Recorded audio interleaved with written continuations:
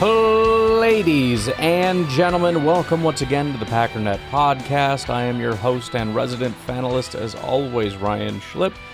Check us out online, packernet.com. Find me on Twitter, pack_daddy.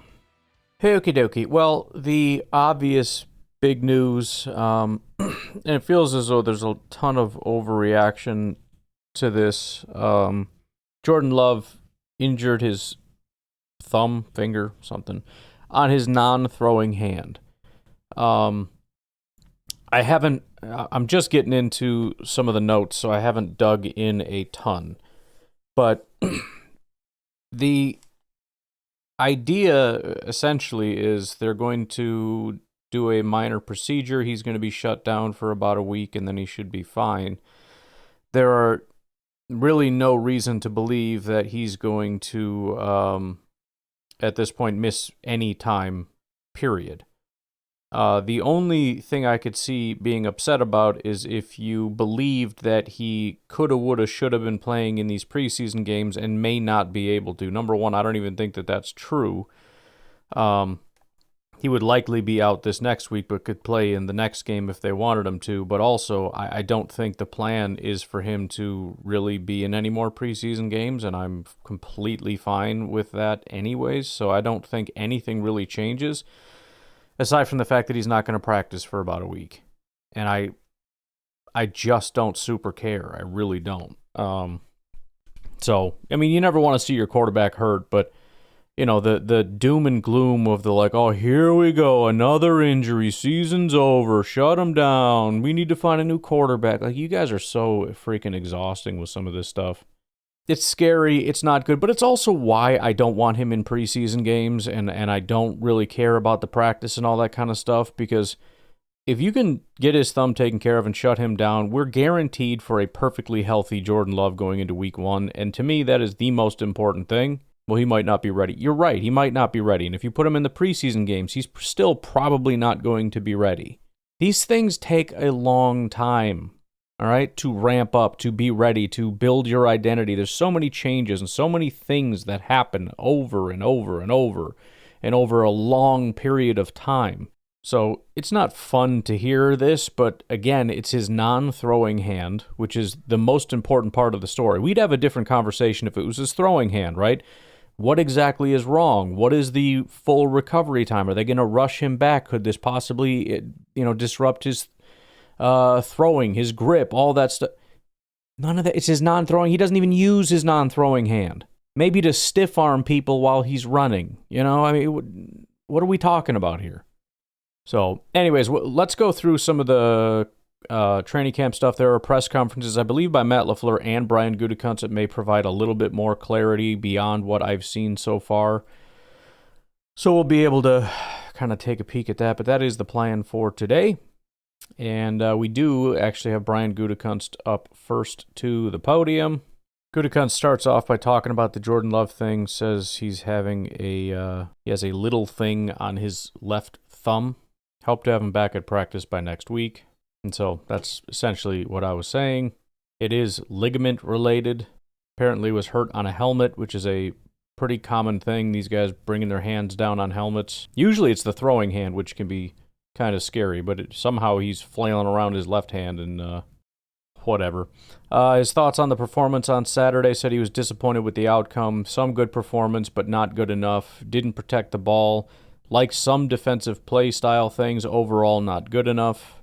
Thought that Jordan Love has had a good camp so far. They're going to assess him when he returns as far as whether or not he's going to have kind of a normal camp or, if they're going to make some adjustments. Expect him at practice next week, day-to-day before the Seattle game. Ready for week one is most important. No, I'm not. He's not saying that because it's a concern. He's just saying it because it's the reality. Any concerns about lingering effects like last year's injury? No, missing time affects performance, but expect him back in time. No long-term issues. Asking about the growth of Malik Willis, says he's much further along after a full off season. He helps both on the field and in the quarterback room. Do they expect Xavier McKinney back for week one? Yes. Asking about team health versus last year, he says it's pretty similar. Frustrating when injuries happen. Staff manages the workload well. 4 key touch points coming in next 10 days. Thoughts on Jordan Morgan's play? Really good camp, stepped up in preseason games. Several offensive linemen played well despite the team struggles. Need to clean up the mental errors. Thoughts on Van Ness? Consistently productive, natural growth, good coaching. Excited for his impact this year. Christian Watson is ahead of schedule, but sticking to the recovery plan. Likely starts season on PUP. Could return after week 4. So that would be pretty fantastic. I don't know when that would be. I mean, that's kind of just, he's talking PUP rules, but it's worth noting. So they have a week 5 bye, which means week 6 would be October 12th. So I'm skeptical that he would come back that soon, but it would obviously be great if he was able to. If he's able to come back then and stay healthy, he'd probably be the most he's played with the Packers since he's been here. So, talking about the backup running back competition, Emmanuel Wilson and Chris Brooks are proven. Want to get Marshawn out there this week, like the diversity of his skill set. Definitely need more of him. He's another guy that the injury bug has just been non-freaking stop. So we'll have to see if he can ever stay healthy or if this is just a problem, because the amount of injuries he's had is pretty wild. I mean, he was out last year, I think with multiple injuries where it was short-term and then long-term. He come back this year, he's had multiple injuries. He was out, then he came back, he's out again. So we got to, well, I guess just fingers crossed that these are just a series of lots and lots of flukes that are just going to poof, go away soon. Matthew Golden, adjusting well, consistent playmaker, strong work ethic, still learning, high ceiling. And then talking about something that I had mentioned, how do you weigh preseason mistakes versus the career body of work? For example, Mecole Hardman on the muffed punt. He says, past performance matters. One bad night isn't a concern unless it's part of a trend, which it hasn't been, which is exactly what I've been saying. Panicking about an anomaly in the first preseason game when there's going to be jitters and mistakes and everything, I think that's just the wrong way to go about doing stuff. As for Matt LaFleur's press conference, I guess the play happened on the final play of that preseason game. It was on that quote-unquote sack that he took. Another reason why coaches panic seeing their guys get hit in the preseason. Tons of questions about Jordan, a lot of the same stuff. I don't know why we ask the same questions twice. It's kind of like when my kids will ask me something and then they'll go ask my wife, like, bro, what are we doing? Did you not like my answer? Do you not trust my answer? Like, what's the problem here? Skipping way down, overall health through camp, not great. Missing key players, injuries have made some positions thin. Any thoughts on canceling joint practices due to injury? He says no. I did see somebody made a comment that he was shaking his head yes as he said no, so that may have been a joke. Are you okay at running back? Yes, a little thin. How did yesterday's practice go, and what do you want to accomplish before Thursday? Effort and energy were good, but need more detail and communication. Detail separates good from great. Technique and execution need work before week 1. With Jordan Reed, Wicks, Watson situation, how do you hit the ground running offensively? And that's another good point. It's like we need Jordan back so that he can get his practice reps in. With who? Guys that aren't going to be out there week 1? I mean, he's out there working with Malik Heath, who's not going to be playing when the time comes. I mean, Matthew Golden will, so I guess you got that. But there's no Reed. There's no Wicks. There's no Watson. These are your core players. You get a little bit of work with Heath and Mecole Hardman and not even Savion Williams at this point. So the bottom line is, by the time week 1, 2, 3 rolls around, you have to adapt, readapt. Apt. Isn't that what it is from The Office? Michael Scott's rules for business or whatever. Going to be lots of changes. You're going to be playing with Jaden Reed having had very little practice with him recently. So it's, I guess Dobbs and Golden. But as you introduce new people, we're changing things. Changing who's there, changing how often, changing how we use certain people. With no Reed, you have Golden potentially Mecole Hardman probably, but Golden could see more time in the slot. And then with Reed back, that goes to 0. Things are going to constantly change and evolve. So even the idea that we're going to practice so that we're 100% ready, you can't be 100% ready because you're practicing different things and you're doing different things, even on a team-to-team basis.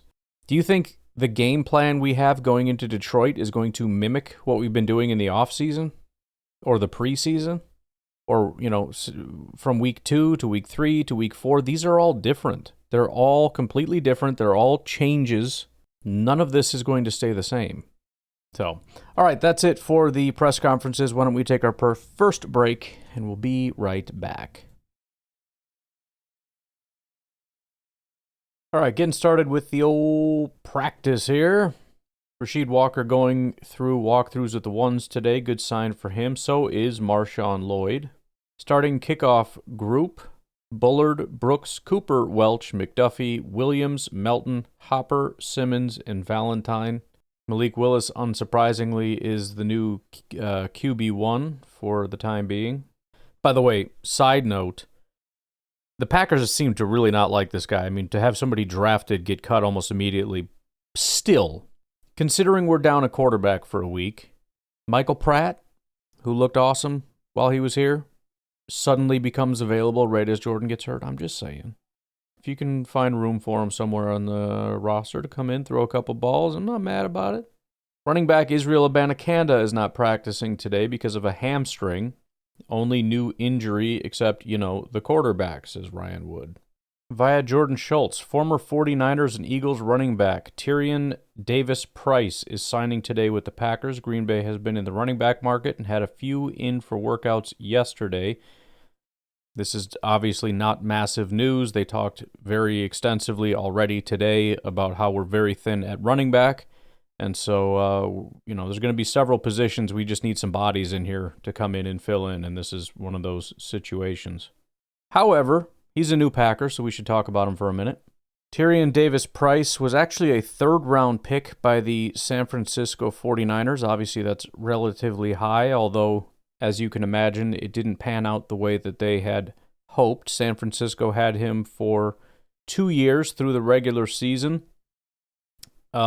He accounted for 40 carries, 34 in his first year for 99 yards, which is 2.9 yards per carry, 0 touchdowns, 0 fumbles, 53 grade, 56 rushing, 2.65 yards after contact, 7 missed tackles forced, which is relatively high. 20 yards was his longest. 2023, that number went way down. He only had 7 snaps, 6 attempts, 21 yards, 3.5 yards per attempt, 0 touchdowns, 0 fumbles, 60 grade, 60 rushing grade, 3.83 yards after contact, and a missed tackle forced. 2024, he spent his time in Philly, only had 3 attempts for 7 yards, 2.3 average. That accounts in total for 43 carries, 127 yards, 3 yards per carry on the dot. He has 2.8 yards after contact per attempt, 8 missed tackles forced, 20 yards was his longest, 3 carries over 10 yards. He is not quite 25 years old and is listed by PFF at 6'1", 219 pounds, so he certainly fits the mold, the prototype. He did not do anything in the preseason, so I don't know if he just hasn't been on the team or what the situation is, but he has not taken any preseason snaps. In college, Tyrion Davis-Price was the running back for LSU. He, in 3 years, totaled 1,700 yards, 4.6 yards per carry, 15 touchdowns, 4 fumbles. His grades overall, 73, 73, 78.5. Rushing grades, 77, 80, and 78.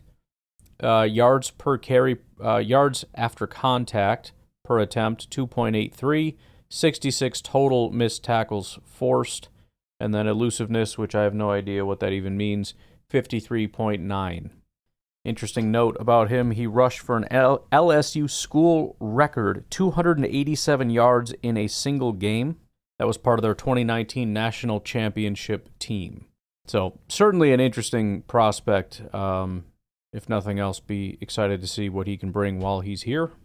Note by Zach Cruz, he says, several times this camp, Matt LaFleur and Brian Gutekunst have mentioned the impact of new defensive line coach DeMarcus Covington. Brian did it again this morning talking about Lucas Van Ness. Seems that change is paying off. We'll see when the real games start, and that'll be an important thing to keep in the back of our mind. It's possible Van Ness was going to break out year 3 anyways, but if he does, if that does happen, we'll keep an eye on the rest of the guys. Again, Kingsley really did not look good last year, seems to be doing quite well. Wooden Pretty impressive performance considering what he looked like last year. Just, we'll see. We'll see. But let's just say I'm very hopeful that by the end, by the mid, by early part of this season, I'm singing the praises of DeMarcus Covington. Wes Hodkiewicz with the full injury report. New injuries, Jordan and Abanikanda not practicing today. In addition to that, Zane Anderson knee, Xavier McKinney calf, Jaden Reed foot, Wicks calf, Hobbs knee, Isaiah Dunn knee, Watson knee, Colin Oliver hamstring, John Williams back. All right, jumping into the one-on-ones, Tucker Kraft shakes Evan Williams at the line of scrimmage to create separation. A good ball by Malik as well to haul in the reception. Zach Tom and Rashawn Gary definitely set the tone today. Tom doing some tumboing afterward. Romeo Dobbs just cooked Carrington Valentine and had all the space in the world. If the throw was on point, it was overthrown. Didn't see the quarterback. Matthew Golden showing off his 4.29 speed. That extra burst had him open on a go ball against Carrington Valentine, but the throw was off the mark. I can tell today is going to be a day where people listening are just going to be in a bad mood. First of all, let's talk about Carrington Valentine. He's had a great camp, so don't start with your "our corners are trash" bullcrap. Second of all, no Jordan, so shut up. Now, with that said, I'm still skeptical of the whole 4.29 thing. First of all, it's the first time we've heard anything about his speed the entire time. There is no world in which a guy that runs a 4.29, all we hear about are his hands and how crisp his slant routes look. We heard about Musgrave's speed, we heard about Watson's speed over and over and over and over, and this is the first time we heard it against a guy that, so far, not a great start, and number two, doesn't have super blazing speed, talking about Carrington Valentine. So, I'm not saying he's not fast. I'm just saying this does not move the needle for me a ton. Brenton Cox Jr. just hit a wicked spin move against Belton, generates a roar from the defensive line. Herman with a long list of 1v1s. We'll go through some of these. Valentine, good coverage on Dobbs, overthrown. Kraft beats Williams on a deep corner. Good coverage by Bullard, but Sims with the contested catch. Heath can't hang on versus Herring. I tell you what, man. That dude's got the yips right now. Nixon all over a slant by Williams, but Williams somehow catches it. Oladapo, good coverage on Musgrave, incomplete. Hardman had King turned around, went right through his hands deep. Robinson, PI on Golden. Dobbs cooked Valentine, but overthrown. Kraft beats Williams deep again, not terrible coverage. Fitz wins versus Omar. Shepard beats Melton on a slant. Nair beats Ballantyne on a slant. By the way, slants are, 90% of the time the receiver's going to win that one. Simmons, good coverage on Sims. Baldwin, PBU on Swinson. Hicks win versus Herring. Golden ran right past Robinson, but well overthrown. Kraft, 3 of 3 versus Williams, this time on a slant. Bullard had good coverage on Musgrave, but Musgrave stopped his route and came open at the end. Williams beat Nixon on a very impressive rep by the Rook. Heath and Ballantyne on go, but just out of reach. Good coverage by Harris on Fitzpatrick. Fantastic route by Hardman versus King for a completion. Dobbs and Valentine running side by side, but also well overthrown. A lot of bad balls in that period. Elton Jenkins and Kingsley Enigbare lock up after a 1v1 rep. Enigbare gets a pat on the helmet from Kenny Clark after. Things getting spicy. This is the first time we've really heard about Packers players fighting each other. Starters, moving on to more of a team period here. We got Willis, Jacobs, Musgrave, and Kraft. Hardman and Golden. And then Morgan, still Morgan, Banks, Jenkins, Ryan, and Tom. On the defensive side, Gary, Wyatt, Clark, Lucas Van Ness, McDuffie, Quay, Cooper. So we got McDuffie as that dude there. I'm leaning toward that's the way this is going to go. Simmons was a big thing for a long time. He had some really ugly play in that preseason game. I don't know if he's going to beat out McDuffie, but we'll see. Nixon and Valentine at corner, Bullard and Williams at safety. Right off the bat, Edgerrin Cooper skies to pick off Willis over the middle on the second snap of team. Quarterbacks are struggling today. Edgerrin Cooper tips and picks Willis on the first pass attempt of the day, an 11-on-11. Great play by 56. First play must have been a run. Jordan Morgan looked really good in 1v1. Tremendous feat. You can see his left tackle athleticism. Erased a speed rush outside against Lucas Van Ness. Also a strong anchor against Baron Sorrell's Bull. And those are two guys that have been pretty impressive so far. So I'm loving the fact that Morgan is becoming a thing. It went from, I guess it's not going to be a thing this year, better luck next year, to, please, we're so close. Hang in there. Herman says that pick by Cooper was returned for 6, and then says Savion Williams, with easily the best end-around reverse of camp, picks up a bunch. Both rookies, I think, are potentially great options for that. Savion Williams might be the best option for that, but we'll see what Golden can do. Rasheed Walker back in at left tackle and team. Zach Tom won all 3 1v1 reps against Rashawn Gary, lost his helmet twice. Sounds intense. Rasheed Walker has returned. Jordan Morgan got first snaps. Walker there now with the ones. Yes, we know. Spofford says offense comes back with an end around to Savion Williams that got a seam and a downfield shot to Musgrave for a big gain. Good ball by Willis there. Emmanuel Wilson and Walker going through team drills today, as well as Marshawn Lloyd. Wes Hodkowitz says Lloyd looks powerful and explosive on his first snap with the 3s. Enigbare with a massive run stop behind the line. He was fired up after that one. The heck did this guy come from? He goes from, I don't know if this is going to work anymore, to, so you're one of our best guys now, or what? What are you doing, Kingsley? Herman then says Marshawn Lloyd is so freaking quick, may have been stopped near the line. Tough to tell, but his quickness was very much on display there. Mosby, potential sack, but play continues. Clifford finds Shep on a deep corner. Apparently now Clifford is taking snaps with the 1s, so they're kind of mixing that up a little bit. Kamal Haddon is back in team and just broke up a slant for Dobbs. Clifford just skies a deep ball for Hicks down the right sideline. Bo Melton had tight coverage. Ball was overthrown by a step. Marshawn Lloyd completely reverses field for a much bigger pickup than he had any right getting. He's so good, just needs to stay healthy. Mike Spofford says Lloyd is just a different back, man. So I'm excited to hear. This is the first since he got here, which includes last year, that we've heard this kind of commentary on Marshawn Lloyd. I had mentioned before that I've seen a couple snaps from him that kind of, it's too small of a sample size and too much of like one little cut type of thing to overreact. But you look at it and kind of go, what was that? What is you doing there, big guy? It's not something I've seen very often. But again, you see that with guys like Musgrave. You see that with other guys who have these unique characteristics. That doesn't mean it necessarily is going to translate into being good football play. But we haven't seen him hardly play at all, so I don't know what he is. So it's great to have him back and have a bunch of people saying, dude, this guy is freaking good. I'm not there, so I can't say whether they're overreacting or it's this or it's that or whatever. But when you have, back-to-back commentators by people who watch a lot of different players, if Mike Spofford and Andy Herman said this about everybody all the time, it'd be like, okay, great. The only person that they've really said this about is Golden up to this point, and I think Van Ness, as far as like, holy crap, this guy looks good. So take it for what it's worth. Brenton Cox just blew up a toss left to Lloyd, but Lloyd is sweet in the open field. Nice cut back, bounce to the right. Tell you what, we haven't taken our second break yet. I don't know how much time is left, so why don't we just go ahead and do that now, and we'll come back and finish this up. Ryan Wood says, Marshawn Lloyd, finally healthy, really does have some quick feet. He's twice cut back in the backfield and managed to find lanes on the backside, and that was the thing that impressed me. It's kind of like Golden, where it's like we're all kind of noticing the same thing. It's not so much the speed as it is the hands and the route running.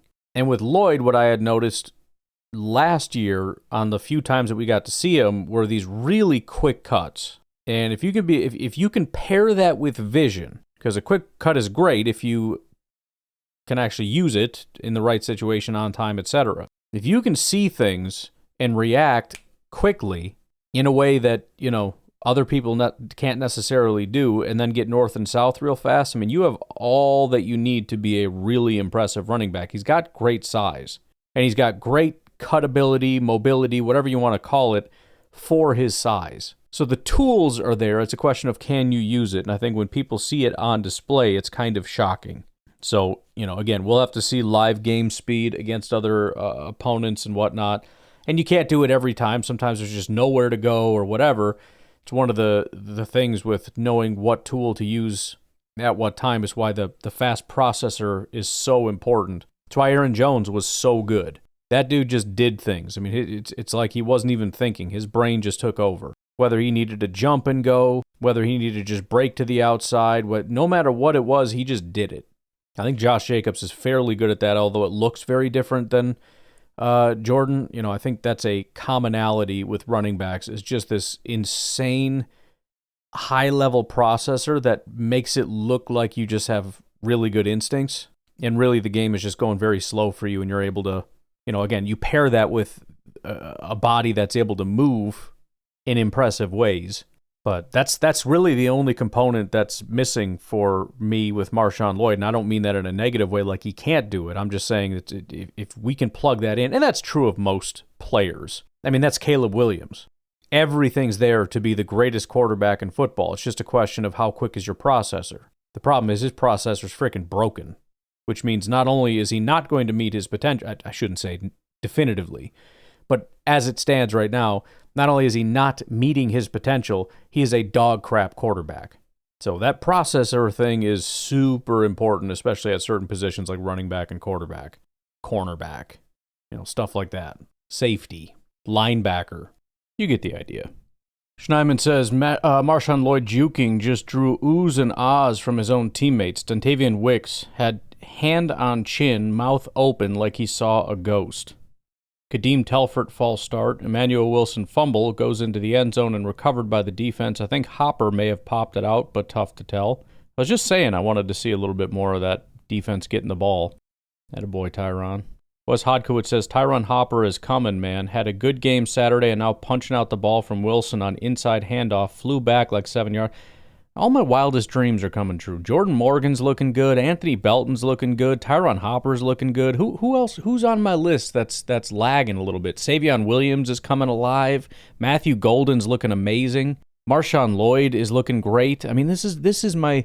We need Musgrave. Maybe it's time to give up on that dream, but that's about the only one I could think of. Kalen King, I think he's looking great. It's just all good stuff.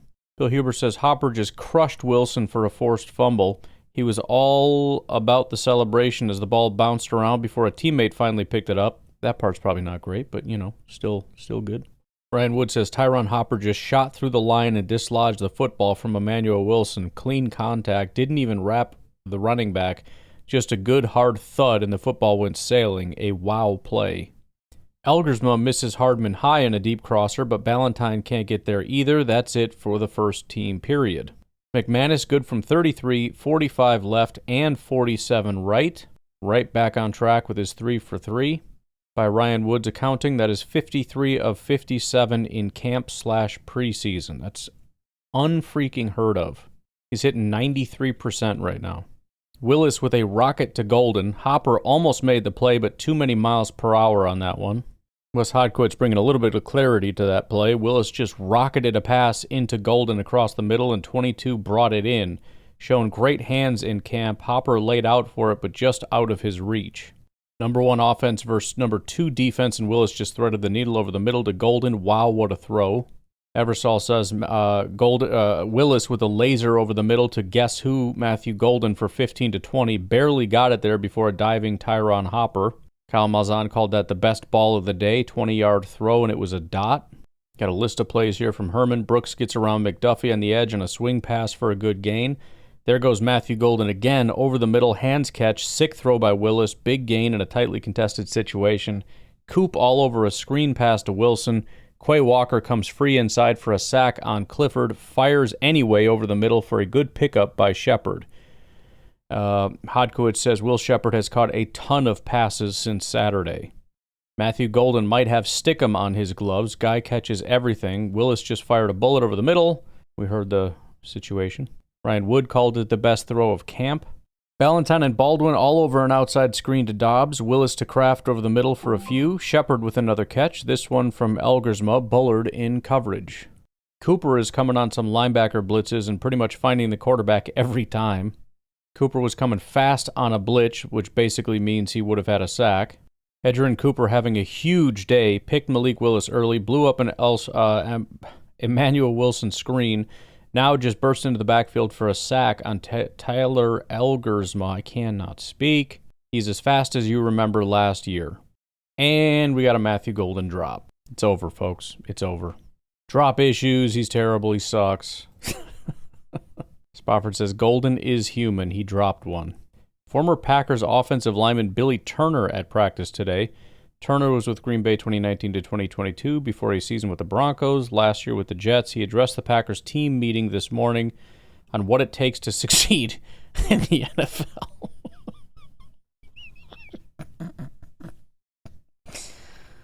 Oh, I'm sorry. That's not very nice, but what are we doing?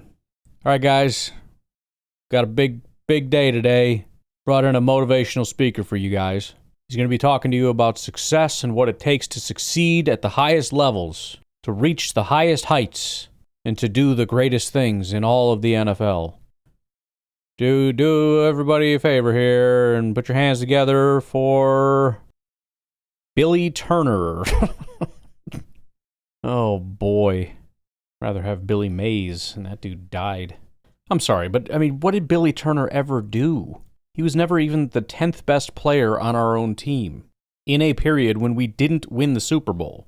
I mean, I could see if it's Charles Woodson, heck, even Julius Peppers, because he was one of the all-time greats. You know what I mean? Bring in Jimmy Graham, fly him back from the Arctic Circle or wherever he is right now. I don't mind Billy Turner being there, but don't have him over here frickin' giving motivational speeches. Anyway, sorry. Herman says, drop by Golden. To be fair, it was pretty low. Still shocking to see anything near him not get caught. Huber says, Golden with a drop. This is our 19th practice, I believe, including OTAs, and that was the first that I'd judge as a drop. Rashawn Gary just split a double team in one defense versus two offense, nearly went untouched. Zach Cruz says, I actually think there's a world where Edgerrin Cooper leads the Packers in sacks. It's a silly thought, but it's not super impossible. Not even a little bit impossible. Another day where Cooper is doing a bit of everything, didn't bite on a play action, made a leaping interception, 2 pressures / sacks as a blitzer, all over a screen to the running back. Ryan Wood is counting that as Matthew Golden's second drop of camp. Again, drops can be a little subjective, so it kind of depends on what you're thinking. Having not been able to watch camp, I couldn't weigh in on that. Melton and Simmons working at flyer with 1 punt cover. Melton just split his double team almost off the line. He's the best gunner / flyer I've seen in Green Bay since Jeff Janis. That's high praise. Janis was unstoppable. Whom I still contest could have played 6 to 7 years in the NFL as a special teamer. He really was very good. Got another note here. Matthew Stafford is not out with other quarterbacks to start practice. I mean, it just continues. Lucas Van Ness and McDuffie combined for a stop at the line on Jacobs, and Igbare having a nice day, would-be sack on Willis. Great ball from Willis to Dobbs. Dobbs locates it late and can't hang on. Dobbs is down in the end zone and injured. Oh, my Lord. Okay.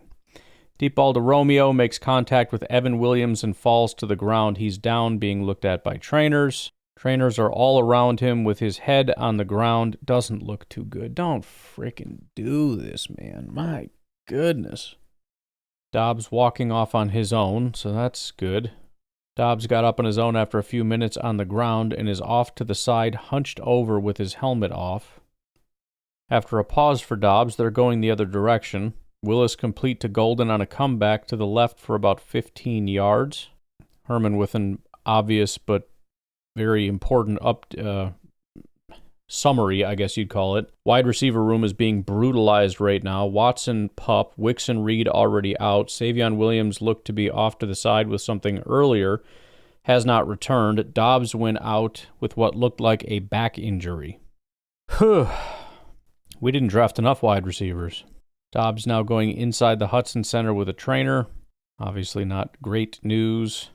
Oladapo has really stepped up with X and Anderson out. Just broke up a corner for Shepard. The only benefit of injuries, although I don't think it applies to every position, certainly not wide receiver. because certain guys just are not getting opportunities that probably should. Oladapo might be top of that list. There's just too many guys ahead of him to really see what the guy can do. Oladapo with a nice diving breakup of a Clifford pass to Shepard along the sideline. Second-year safety has been a presence on the practice field lately. Wes Hodkowitz, I don't know if there's ever been anyone I'm more excited to watch in a preseason game than Marshawn Lloyd. He says, okay, maybe Vince Young. That was very exciting, the Vince Young thing. But that's some pretty serious high praise. McManus good from 50, 52, and 54, all with plenty of distance to spare. All right, let's give this guy a 71-yard opportunity. I just want to see what happens. That would make him an even 95%, by the way. Packers in red zone. Willis perfect pass to Musgrave on a corner. Beat Walker for a touchdown. Herman adds nice day by 88 today. Malzahn called it a 30-yard touchdown pass. Hodkowitz says that's what a healthy Luke Musgrave can do. Beautiful pass from Willis, who hits Musgrave for a touchdown on a corner. Apparently that was the first play of 2 minutes, so that was pretty fantastic. Zach Cruz says, what if the Packers converted cornerback Bo Melton to wide receiver?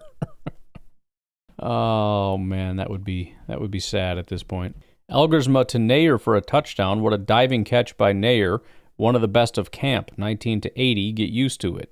Welcome to the party, Isaiah Nair. Just extends for a big catch, holds it in, going to the ground near the sideline. Nair with one of the best catches of camp on a diving catch in the end zone from Elgersma. Malzahn calls it play of the day. Now Musgrave and Lucas Van Ness collide and both go off to the side. Musgrave currently with a trainer, just one of those days. Just frickin' end it. Good Lord. I'm so just tired of it. Team ends with Simmons and defensive front blasting through on 4th and 2 from the 12. Willis threw it up to Hardman, and Williams picks it off in the end zone. Isaiah Simmons with a sack came free on a blitz. Williams ended up picking it. Lots of trash talk, particularly from the defense to end the period. Seems like they're calling practice early, understandably so. That's it for practice, 1 hour, 57 minutes. Herman says, mercifully, practice is over. Players who look to get banged up: Savion Williams, Romeo Dobbs, Luke Musgrave, and Lucas Van Ness. All could be nothing. We'll have to see. Schneidman says Romeo Dobbs seemingly walking fine in the locker room, but respectfully said he didn't have time to talk to reporters today. Domofsky asked him if he's good. Dobbs says yes. So that's where we're at. I'm sure we'll get some updates on all the injuries and whatnot tomorrow. Pretty sure tomorrow is going to be a break from practice, so we'll go over a bunch of other things. That will be followed by the joint practice. Now, to be clear, for the listening audience, that means that today for you there is no practice. Tomorrow is the joint practice. I just don't want you missing it and then getting mad at me. But that'll about do it, folks. Things are fine. I mean, we're kind of just sailing into, I don't care about anything anymore. Just please don't let anybody get hurt. It's about it. I couldn't care less if they shut down the rest of practices or anything. Oh, you're going to lose week 1. Oh, well. We're not going to win week 1, 2, 3, 4, 5, 6, or 7 if we don't have Dobbs and Lucas Van Ness and Jaden Reed and McKinney. It's not a serious suggestion. I'm just saying. The priority of health is so significantly higher than everything else. It's not even in the same ballpark. But I'm going to leave it with that. You guys have a good rest of your day. I will talk to you tonight, tomorrow, whatever. Have a good one. Bye-bye.